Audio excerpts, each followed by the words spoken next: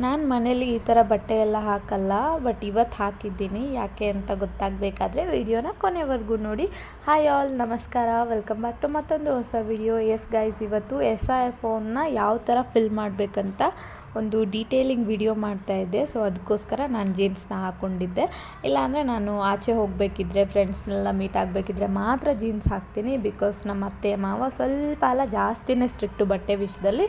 So ಅದಕ್ಕೋಸ್ಕರ and ಬೆಳಿಗ್ಗೆ early morning around 5 o'clock ಎದ್ದು ವೀಡಿಯೋ ಶೂಟ್ ಎಲ್ಲ ಆಯಿತು. ಬಿಕಾಸ್ ಮಿತ್ತು ವ್ಯಾನ್ 7:20 ಬರುತ್ತೆ. ಸೊ ಅವ್ನು ವ್ಯಾನ್ ಬರೋಕ್ಕೂ ಮುಂಚೆ ನಾನು ವೀಡಿಯೋ ಶೂಟ್ ಮಾಡಿದರೆ ನೆಕ್ಸ್ಟು ಸ್ವಲ್ಪ ದೇವನಹಳ್ಳಿಗೆ ಹೋಗೋದಿತ್ತು.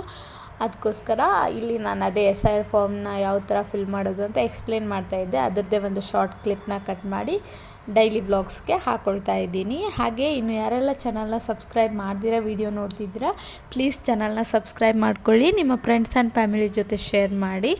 ಇನ್ನು ನಾನು ವೀಡಿಯೋ ಕಂಪ್ಲೀಟ್ ಮಾಡೋ ಅಷ್ಟೊತ್ತಿಗೆ ಆಲ್ಮೋಸ್ಟ್ 7 o'clock ಆಗಿತ್ತು.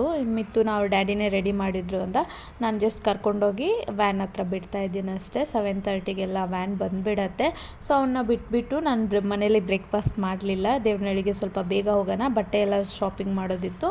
ಸೊ ಲೇಟಾಗಿ ಹೋದರೆ ಜನ ಜಾಸ್ತಿ ಇರ್ತಾರೆ ಅಂತ ಬೇಗನೇ ಹೋಗ್ತಾ ಇದ್ದೀವಿ. ಆನ್ ದಿ ವೇ ಹೋಗಬೇಕಿದ್ರೆ ಒಂದು ವೀಡಿಯೋ ಕೂಡ ತೊಗೊಳ್ತಾ ಇದ್ದೀನಿ. ನನಗೆ ಅಷ್ಟೊಂದು ವೀಡಿಯೋಸ್ ಎಲ್ಲ ಆಚೆ ತೊಗೊಳಕ್ಕಾಗಲ್ಲ, ಒಂಥರ ಶೈ ಫೀಲಿಂಗ್ ಆಗುತ್ತೆ.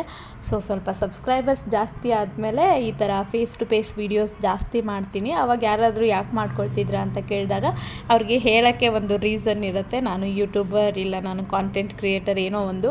ಬಟ್ ಇವಾಗ ಜಸ್ಟು 2300 ಸಮಥಿಂಗ್ ಸಬ್ಸ್ಕ್ರೈಬರ್ಸ್ ಇದ್ದಾರೆ. ಒಂಥರ ನಾಚಿಕೆ ಅನ್ಸುತ್ತೆ, ಜಸ್ಟು 2000 ಅಲ್ವಾ ಅಂತ. ಬಟ್ ಆ 2000 ಆಗಬೇಕಂದ್ರೆ ನನಗೆ ಮಾತ್ರ ಗೊತ್ತು ನಾನು ಎಷ್ಟು ಕಷ್ಟ ಬಿದ್ದಿದ್ದೀನಿ ಅಂತ.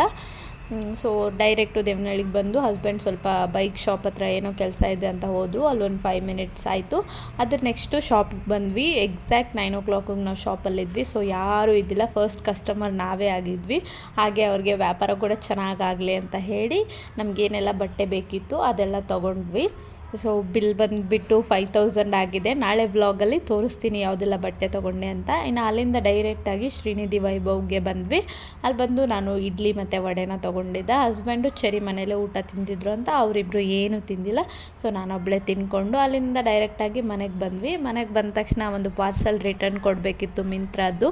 ಇವಾಗ ಟೈಮ್ ಬಂದುಬಿಟ್ಟು 11 ಗಂಟೆ. ಬಟ್ ಇಲ್ಲಿರೋ ಬಿಸಿಲು ನೋಡಿದರೆ ಗೊತ್ತಾಗುತ್ತೆ, ಆಲ್ಮೋಸ್ಟು ಮಧ್ಯಾಹ್ನ 1 ಗಂಟೆ 2 ಗಂಟೆ ಥರ. ಬಟ್ 11 ಗಂಟೆಗೆಲ್ಲ ತುಂಬಾ ಬಿಸಿಲಿತ್ತು. ಪಾರ್ಸೆಲ್ ಕೊಟ್ಟು ಬಂದು ಸ್ವಲ್ಪ ಟೆರೆಸ್ ಗಾರ್ಡನಿಂಗ್ ಮಾಡೋಣ ಅಂದ್ಬಿಟ್ಟು ಸ್ವಲ್ಪ ಪಾಟೆಲ್ಲ ಎತ್ಕೊಂಬಂದಿದ್ದೆ. ನಮ್ಮದೇ ಓಲ್ಡ್ ಪಾಟ್ಸ್ ಇದು, ನ್ಯೂ ಪಾಟ್ಸ್ ಏನೂ ಇಲ್ಲ. ಇಲ್ಲಿ ಒಳಗಡೆ ಸ್ವಲ್ಪ ಚಿಕ್ಕ ಪಾಟೆಲ್ಲ ಇಟ್ಟಿದ್ದೀನಿ. ಹಾಗೆ ಮೀಶೋಯಿಂದ ಸ್ವಲ್ಪ ಸೀಡ್ಸ್ ತೊಗೊಂಡು ಬಂದಿದ್ದೆ. ಮತ್ತು ನಮ್ಮ ಹೊಲದಲ್ಲಿ ಗೊಬ್ಬರ ಮಣ್ಣು ಎಲ್ಲ ತೊಗೊಂಬಂದಿದ್ದೆ.